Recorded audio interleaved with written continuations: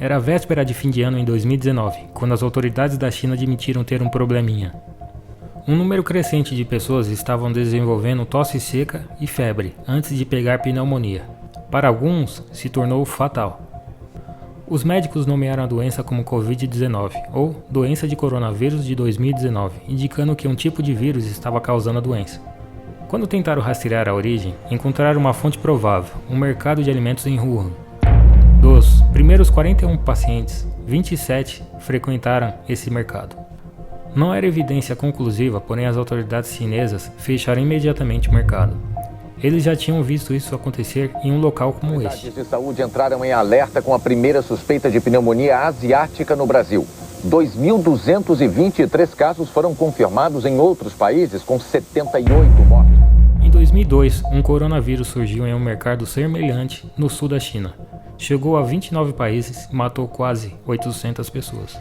Agora, 18 anos depois, esse coronavírus está espalhado por pelo menos 187 países e já matou mais de 300 mil pessoas pelo mundo.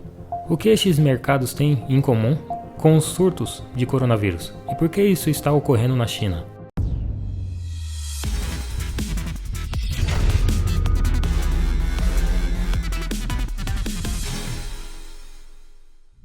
Muitos vírus que nos deixam doentes, na verdade, são originários de animais. Alguns vírus que causam a gripe vêm de aves e porcos. O HIV vem dos chimpanzés. O vírus mortal do Ebola possivelmente teve origem nos morcegos. E no caso de coronavírus de 2019, há algumas evidências de que ele passou de um morcego para um pangolim antes de infectar um humano. Embora os vírus sejam muito bons em pular entre espécies, é raro um mortal infectar a um humano. Isso porque é necessário que todos esses hosts se encontrem em algum momento. E é aí que entra o mercado Wuhan. É um tipo de mercado onde os animais são abatidos e vendidos para consumo. Peter Lee, professor e especialista em comércio de animais na China, diz: It was not surprise at all, and I think that it was not surprise to many scientists. The cages stack above one over another. Animals at the bottom are often soaked with all kinds of liquid, animal excrement, pus, blood, or whatever the liquid they receive from the animals above. É exatamente assim que o vírus pode pular de um animal para o outro. Se um animal entrar em contato ou for consumido por um humano, então é potencialmente possível uma infecção. E se o vírus se espalhar para outro humano, então começa um surto. Os mercados úmidos estão espalhados pelo mundo, mas os da China são bem conhecidos, pois oferecem uma grande variedade de animais selvagens. Este é o cardápio supostamente usado em Wuhan. Estes animais são de todo mundo, e cada um tem o potencial de levar o seu próprio vírus para o mercado.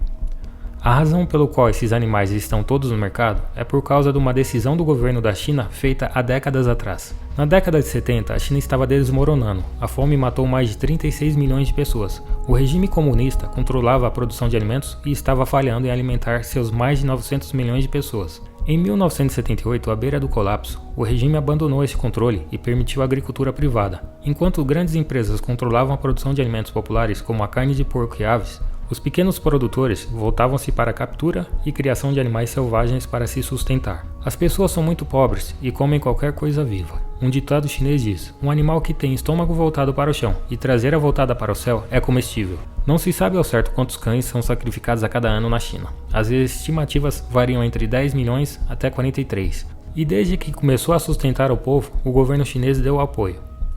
Mas em 1988, o governo tomou uma decisão que mudou a forma de comércio dos animais selvagens.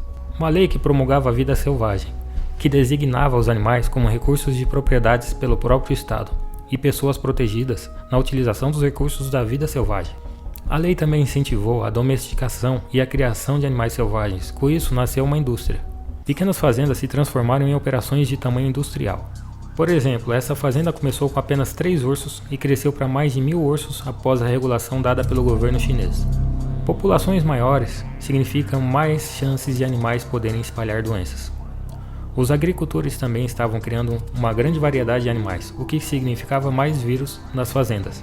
No entanto, esses animais foram canalizados para os mercados úmidos para obter lucro. Embora essa indústria legal de agricultura silvestre tenha começado a crescer, ela contribuiu em paralelo para também acobertar a indústria ilegal de vida selvagem. Ou seja, animais ameaçados de extinção como tigres, rinocerontes e pangolins foram traficados para a China. No início dos anos 2000, esses mercados estavam repletos de animais selvagens quando o inevitável aconteceu. Autoridades de saúde entraram em alerta com a primeira suspeita de pneumonia asiática no Brasil. 2.223 casos foram confirmados em outros países, com 78 mortes. Em 2003, o surto de SARS foi atribuído ao mercado úmido do sul da China. Os cientistas encontraram vestígios do vírus em gatos de criação. Assim, as autoridades chinesas fecharam rapidamente os mercados e proibiram a criação de animais silvestres. Mas alguns meses após o surto, o governo chinês declarou 54 espécies de animais selvagens, incluindo gatos legais para cultivar novamente. Em 2004, o setor de criação de animais selvagens valia mais de 100 bilhões de yuans e exerceu uma grande influência no governo chinês, e é por causa dessa influência que o governo permitiu que esses mercados crescessem durante os anos. Em 2018, a indústria de vida selvagem havia aumentado para 148 bilhões de yuans. Este comércio se tornou popular em uma parcela influente da população na China.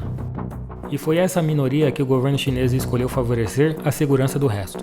Logo após o surto do coronavírus, o governo chinês fechou milhares de mercados úmidos e baniu temporariamente o comércio de animais silvestres novamente. Várias organizações em todo o mundo têm instado a China para tornar a proibição permanente. A mídia social chinesa, em particular, foi inundada com petições para proibi-la definitivamente. Em resposta, a China está supostamente alterando a lei de proteção da vida selvagem que incentivou há décadas atrás. Mas a menos que essas ações levem a uma proibição permanente de criação de animais silvestres, surtos como este ocorrerão outras vezes, com novos ou mesmos tipos de vírus. Deixe seu like para nos ajudar e inscreva-se no canal. Caos!